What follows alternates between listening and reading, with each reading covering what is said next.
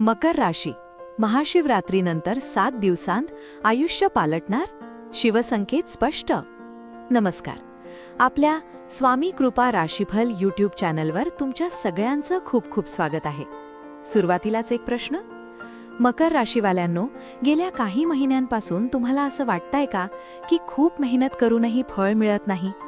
मनात अस्वस्थता आहे पण कारण सापडत नाही?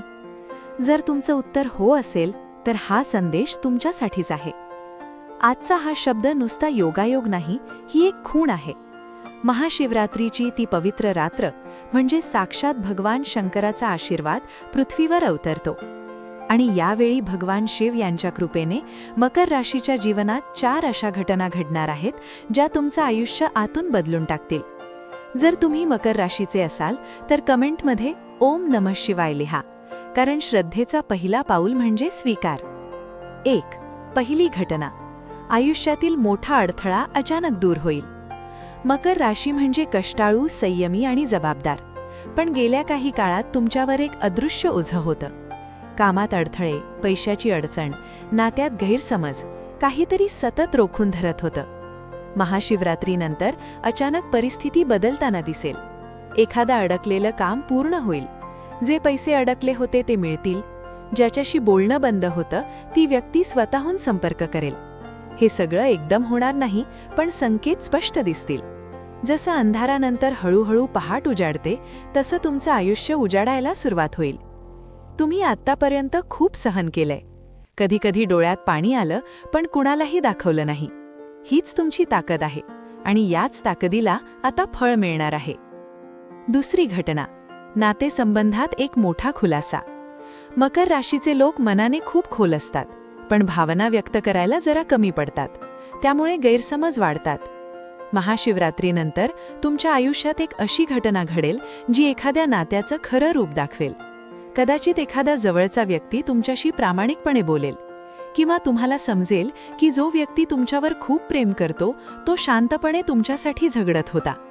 काहींसाठी हा खुलासा सुखद असेल, काहींसाठी थोडा धक्का देणारा. पण लक्षात ठेवा, सत्य कधीही वाईट नसतं. सत्य मुक्त करतं. जर तुमच्या आयुष्यात सध्या एखादं नातं तणावात असेल तर हा काळ त्यासाठी निर्णायक आहे. मन मोकळं करा, अहंकार सोडा, कारण जे नातं खरं असेल ते टिकेलच. तिसरी घटना. आर्थिक आणि करिअरमध्ये अचानक वळण. मकर राशीवर शनीचा प्रभाव असतो. शिस्त, कष्ट आणि धैर्य हे तुमचं शस्त्र आहे. महाशिवरात्रीनंतर कामाच्या क्षेत्रात एक मोठी संधी येईल. कदाचित नवीन जॉब ऑफर, किंवा सध्याच्या कामात बढती, किंवा स्वतःचा व्यवसाय सुरू करण्याची प्रेरणा. ही संधी सुरुवातीला साधी वाटेल, पण ती तुमचं भविष्य बदलू शकते. तुमच्यासाठी एक महत्त्वाचा सल्ला. भीतीपायी संधी सोडू नका. तुम्ही जितकं स्वतःवर विश्वास ठेवाल तितकी ही ऊर्जा तुमच्या सोबत राहील. काही मकर राशीवाल्यांना अचानक एखाद्या जुन्या ओळखीमुळे आर्थिक फायदा होईल. जणू काही सगळं नियोजन आधीच झालं होतं, फक्त योग्य वेळेची वाट पाहत होतं. चौथी आणि सर्वात भावनिक घटना. आत्मिक जागृती. ही घटना सर्वात खास आहे. महाशिवरात्रीनंतर तुमच्या मनात एक वेगळी शांतता येईल. पूर्वी ज्या गोष्टींवरून तुम्ही अस्वस्थ व्हायचा त्या गोष्टी आता तितक्या महत्त्वाच्या वाटणार नाहीत. तुम्ही स्वतःकडे नव्या नजरेने पाहायला लागाल. कदाचित तुम्हाला अचानक मंदिरात जावंसं वाटेल, किंवा ध्यान करावंसं वाटेल, किंवा एकांतात बसून आयुष्याचा अर्थ विचारावासा वाटेल. ही आत्मिक जागृती तुम्हाला आतून मजबूत करेल. जग बदलणार नाही, पण जगाकडे पाहण्याचा तुमचा दृष्टिकोन बदलेल. आणि जेव्हा दृष्टिकोन बदलतो तेव्हा नशीबही बदलतं. एक महत्त्वाचा इशारा.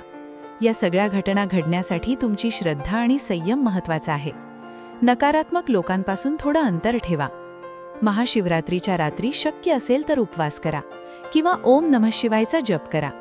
तुमच्या घरात एक छोटा दिवा लावा आणि मनातली एक इच्छा शांतपणे व्यक्त करा.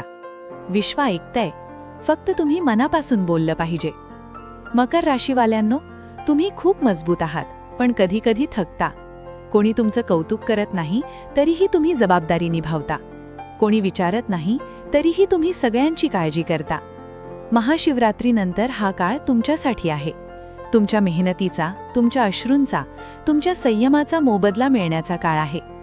जर तुम्हाला वाटत असेल की हा संदेश तुमच्यासाठीच होता तर कमेंटमध्ये माझ्यावर शिवकृपा आहे असं नक्की लिहा. लक्षात ठेवा, वादळ कितीही मोठं असलं तरी पर्वत हलत नाही आणि तुम्ही मकर राशीचे पर्वतासारखेच अढळ आहात. हर हर महादेव. ओम नमः शिवाय.